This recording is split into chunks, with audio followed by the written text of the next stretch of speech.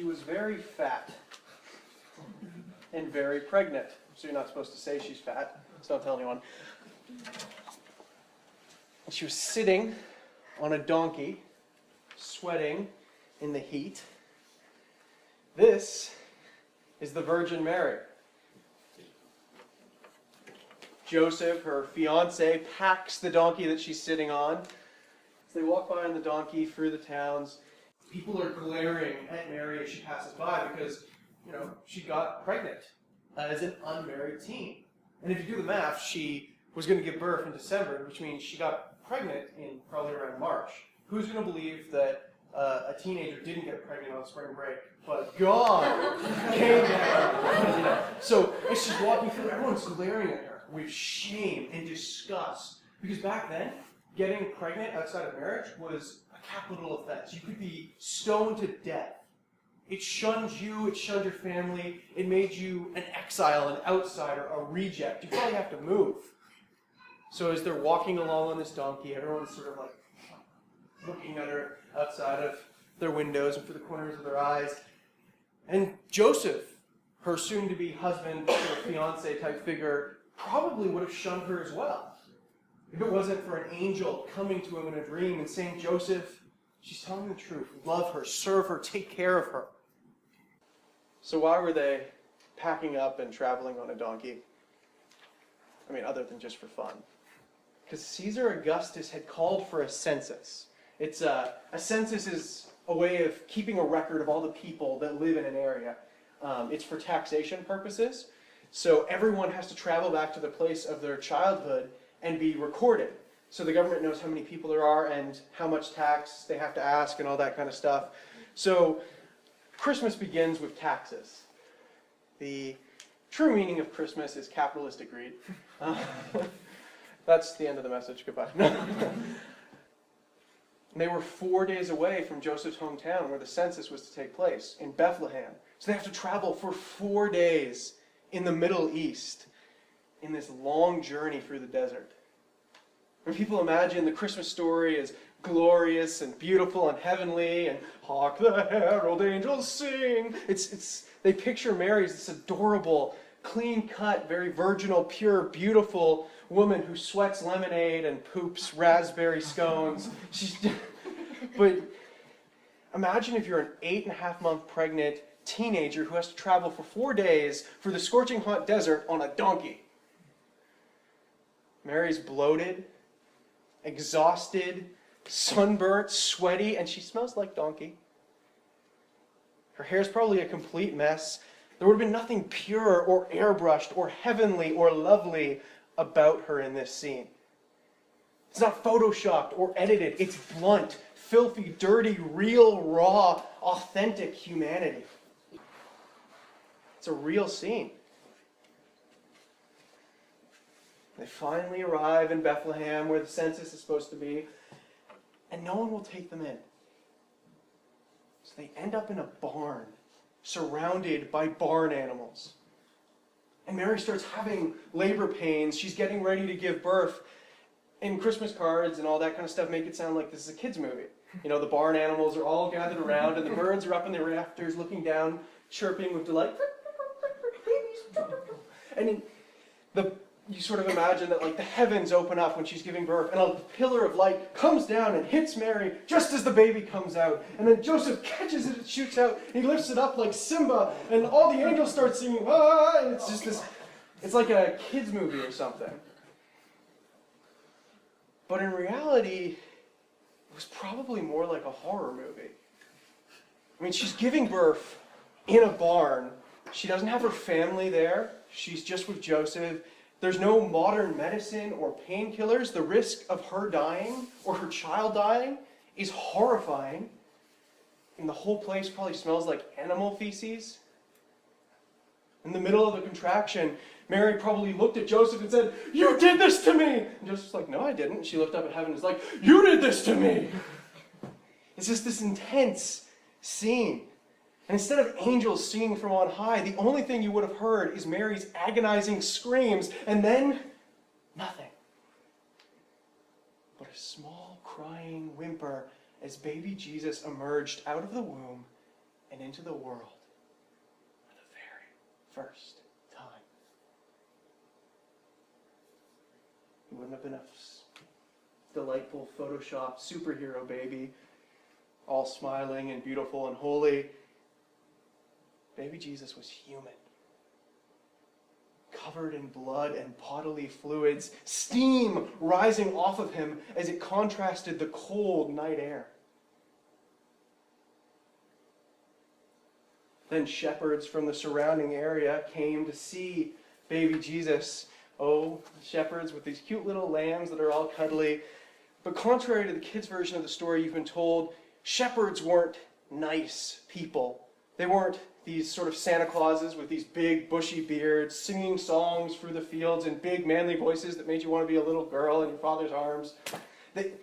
Shepherds were actually loners who traveled the hills at night smelling like sheep. They were outcasts. They were like dump garbage men who everyone kind of ostracized in society. You know, you guys go do your thing at night, but, you know, don't come into civilization. Stay out in the hills. They were outcasts. So a bunch of shepherds show up at Mary's birth, or Jesus' birth. This is the Christmas story. Contrary to the nativity story we see on people's lawns or at church pageants, it's a real story. It's a human story. There's blood and sweat and tears and anxiety and pain and weird smells and screaming.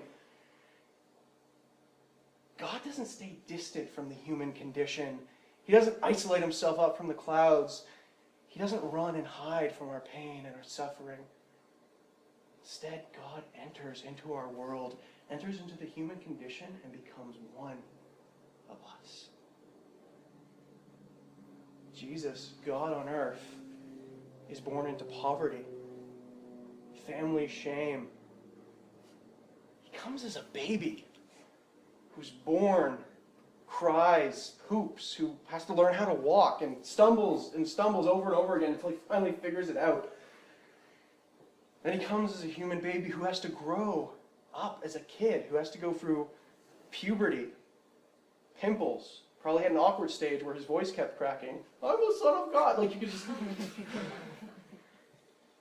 He probably had struggles with his family.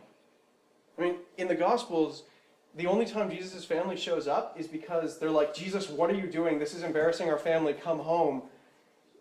He struggled with his family like a real human being. And he grows up and he gets a job as a carpenter. The first 30 years of Jesus' life, he's a carpenter. A regular guy, doing regular guy things, probably struggling to get enough money to work off all the bills. And then we see him go through the final step in the human life cycle. He dies. Instead of remaining distant and far away from humanity, God came down as one of us, entered into the human cycle, entered into our struggles, temptations, and suffering. God could have been born a king in a palace surrounded by servants instead of a poor carpenter's son in a barn surrounded by dirty, smelly animals.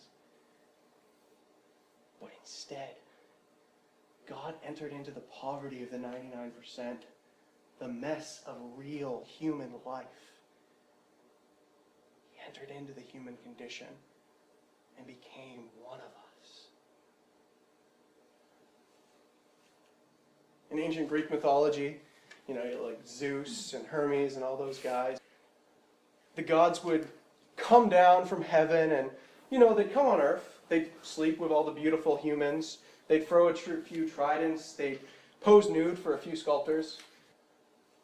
They were worshipped. They were wealthy. And then they'd go back up to Mount Olympus for a bubble bath in the clouds. But they never went through what we went through. They never entered into the poverty and the pain and the emotional issues that humanity goes through. They don't enter into the muck and grime and harsh reality of human existence. They don't relate to us, sympathize with us, understand what we're going through. Jesus is utterly unique in the pantheon of gods. As one modern songwriter has said, God could have remained in heaven, separate from humanity, distanced from our insanity, like an absent father in the clouds. Far away from our daily lives, isolated from our cries, off in the skies, in a castle in the clouds. Yet instead, he came down, put aside his royal crown, born into a lonely town, walked on messy ground to be one of us.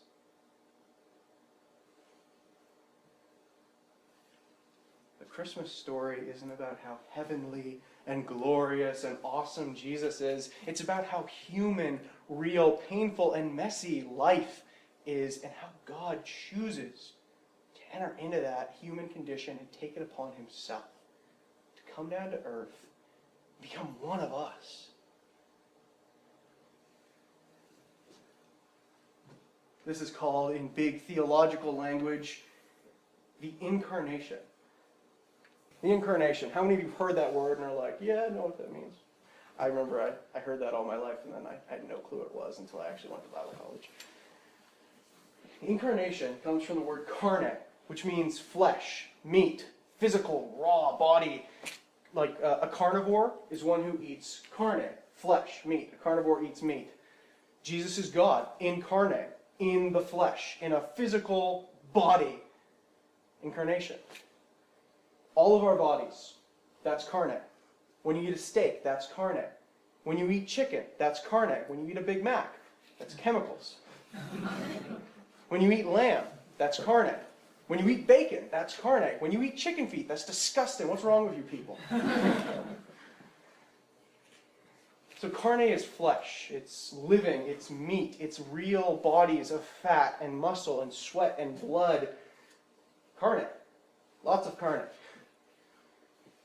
Incarnate, in the flesh, incarnation. It is when God came down as a living, breathing, real physical human in the flesh. John 1:14 says, God became flesh, became carne, and made his dwelling amongst us. Christmas is the celebration of that first moment of the Incarnation, when God, when Jesus was born, became carnate in our world for the first time.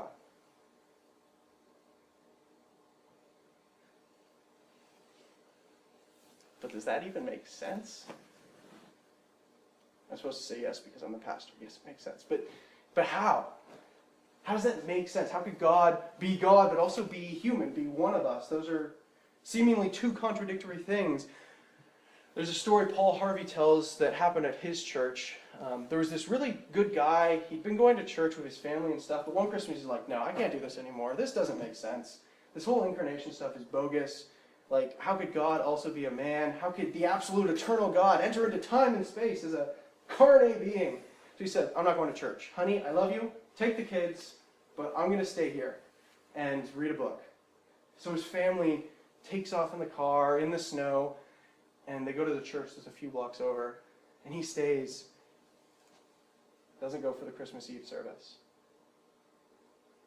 And that's a pretty common struggle. You know? Things in faith don't always make sense. How does the Incarnation make sense? Part of the problem comes from us seeing God and humans as complete opposites, as incompatible, diametrically opposed types of beings. What I mean, in the Bible, when God creates Adam and Eve, he said, God creates them in the image of God. I.e., God modeled humanity after God's self.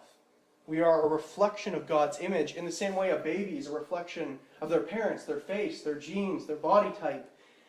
So too are we like God. Humans and God both have emotions, intelligence, creativity, the appreciation of beauty. Think about it. Other animals in the animal kingdom don't share that. That is something very unique to humanity. It's the reflection of God's image. So God and humanity are not two different beings, incompatible with each other, but they're on the same continuum. Humanity is a reflection of God. We might be less like God in quantity. We might have less power, less intelligence, less awesomeness, but qualitatively, we are very similar. We're made in God's image.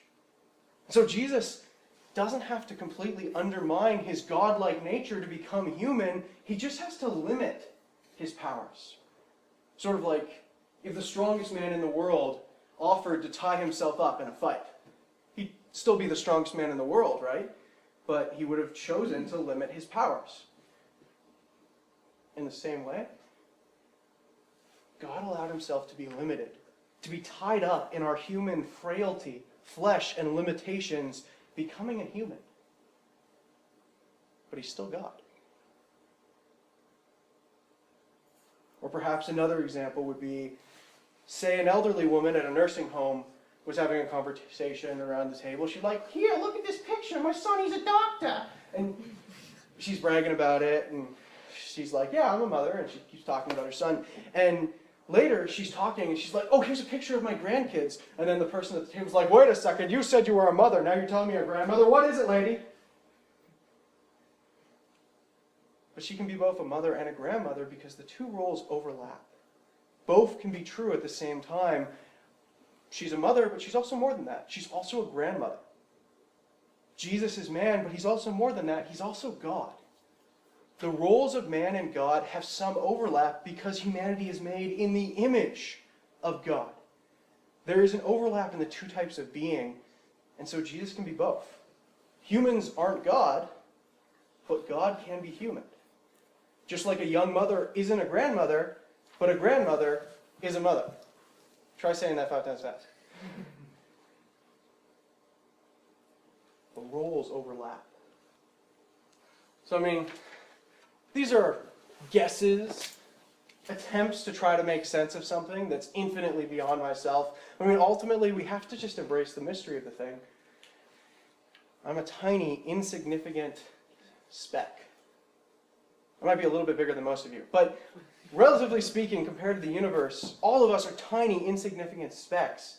God is infinite. Why should all of an infinite universe fit in this very small little area that we call the brain?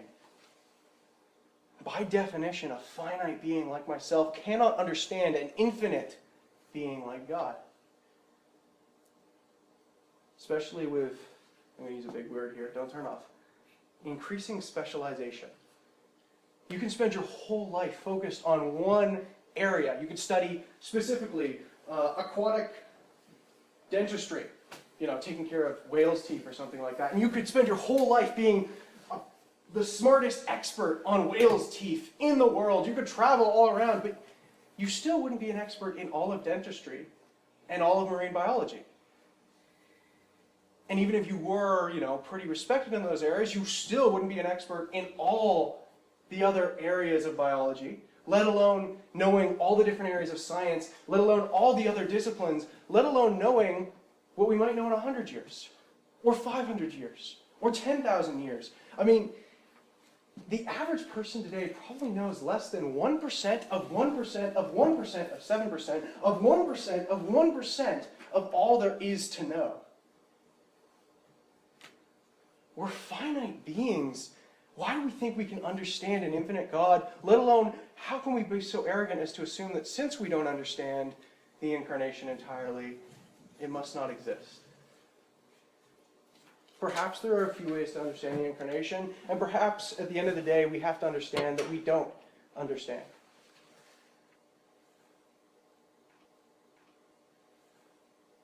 But what does it mean?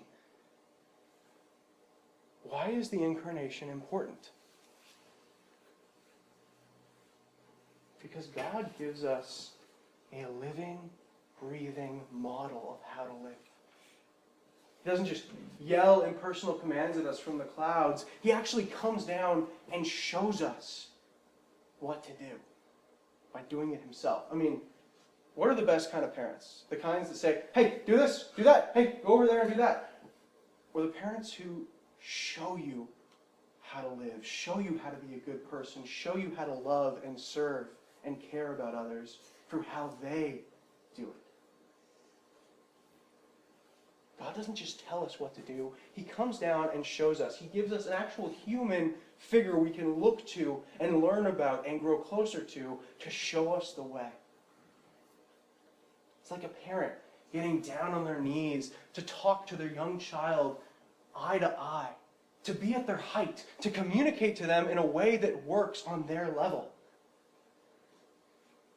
God comes down as one of us. He goes through being born, growing up, becoming a man, an adult. He probably had zits or crooked teeth. He could have used that marine biologist. He had to work hard to survive as a carpenter. He took a regular job like all of us. He had to face temptations as well, just like we do. Hebrews 4 says, we do not have a God who is unable to sympathize with our weaknesses, but one who has been tempted in every way, just as we have been, yet was without sin. Jesus had to fight temptation too. He knows what it's like to grow up and disagree with your parents and feel misunderstood and alone, because he went through that as well. The Bible never mentions Joseph again. It continues to mention Mary, Jesus' mother, but it never mentions Joseph again. And most historians think it's because Joseph died. Jesus probably had to watch his father die. Had to grow up without a father to lead him through. Jesus could have been bullied. Could have been mocked. Statistically, it's quite plausible he was abused. Whether emotionally, physically, or sexually. I mean, how horrible that sounds. I almost feel sacrilegious for even saying that out loud. But if we truly believe God became human, became one of us, then all the terror and horror of humanity comes with it. As soon as God becomes human, anything can happen. Indeed, anything did happen. We crucified him. As soon as God becomes human, all bets are off. God comes down and humanity rushes in, and all our pain, joy, trials, temptations, success, and failure, and cruelty comes rushing in with it. The Incarnation is not a pure Christmas card. It's not a fun Sunday school lesson. It's not just bright and beautiful. It's not somebody who's seen the light.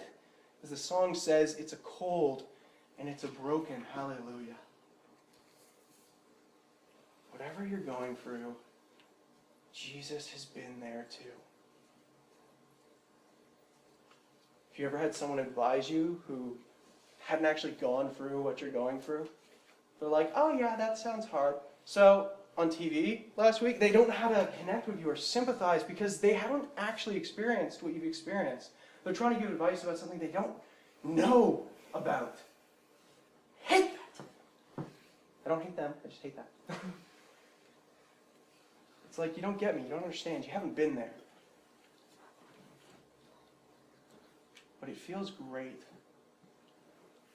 to open up your soul, to let your temptations and struggles and frustrations out, and hear someone say, yeah, I've been there, I get it, let's talk about it. Someone who knows what you're going through and can be there for you because they've been there. They've gone through it themselves. It's like, I use this illustration a lot, soldiers in war. They go off and they do and see and experience things that no one back home would understand. So they go through all this and they come home and their families and friends don't quite get them anymore. There's this distance because there's an experience that they've had that no one else understands. But yet, when they get together with a group of soldiers who was in the same war, even if they weren't in the same troop, there's an automatic connection, a bond, because they went through the same things. They've experienced the same trials and things. There's just this automatic connection that binds them together because they've both been there. Whatever you're going through, Jesus has been there. Like a soldier who's been in the same war of life and knows what you're going through. You going through pain right now? Jesus was crucified. He gets it. Are you struggling with people and relationships and backstabbing friends and gossip? Well, guess what?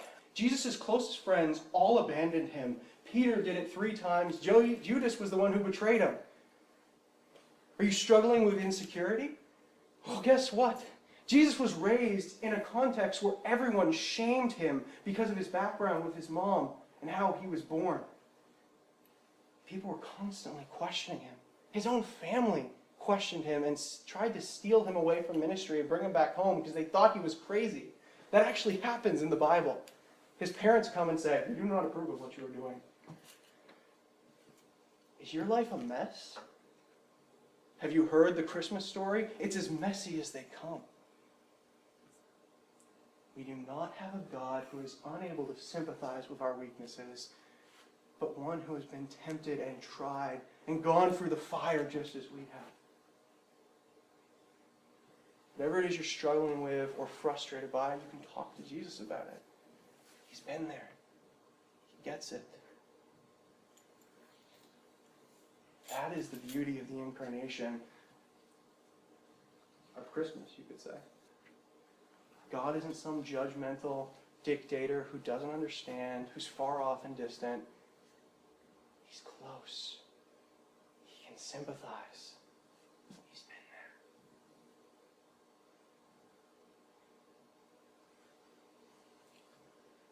Remember that man I was telling you about who didn't buy into the Christmas story and the Incarnation, so he just stayed home while his family went off, drove off in the snow?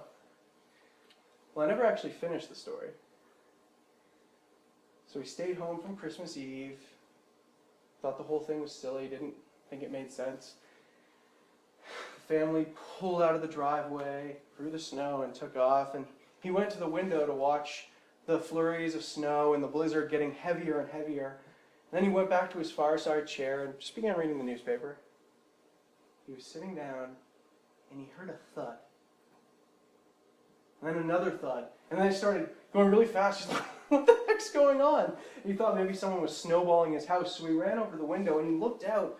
And there was this group of birds sort of limping on the ground. And he figured out that they'd all flown right into his window.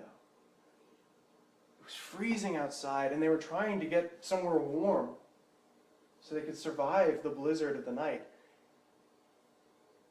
And they hit his window and injured themselves. They were sort of crippling, walking around. So he's like, well, I can't just leave them. I mean, he was a relatively good guy. So he went out and he thought, okay, I have a barn. He had a barn. He opened it up, closed all the windows so it would collect the warmth, and he tried to shoo them into the barn so he could close it and they'd be in there for the night and they'd be warm and they'd survive. So he's trying to run them in, and they just scattered. They just ran away from him. So he got some food, and he put that in the barn. He thought maybe they'll go in and try to eat it, and I'll close the doors after them. But that didn't work. So he didn't know what to do. He realized they're afraid of me. They don't understand me. They don't understand what I'm trying to do, so they're not going to respond. They're totally other than me. We're too different. I'm human and they are birds. There's no point of contact, no connection, no way that they can relate or understand what I'm trying to do.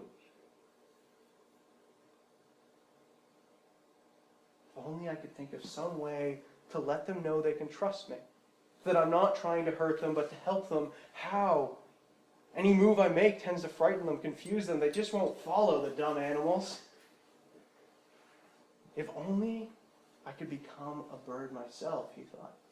If only I could be a bird and mingle with them and speak their language and tell them not to be afraid and relate to them and show them they can trust me and I can lead them the way to safety and warmth through the night. But I'd have to become one of them.